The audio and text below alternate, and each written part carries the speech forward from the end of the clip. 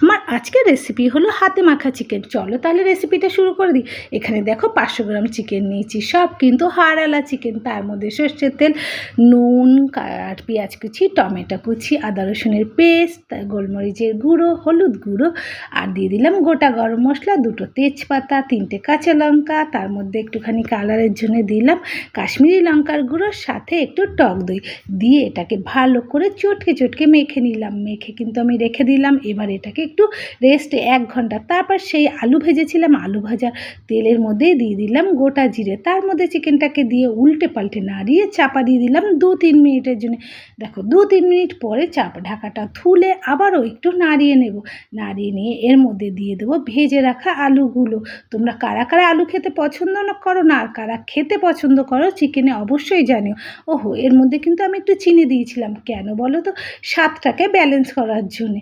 চলো এবার নাড়িয়ে চাড়িয়ে ওপর থেকে একটু ধনে পাতা দিয়ে নামিয়ে নেব। এই রেসিপিটা তোমরা কিন্তু বাড়িতে বানিয়ে খেয়ে তারপরেই আমাকে জানিও কেমন হয়েছে।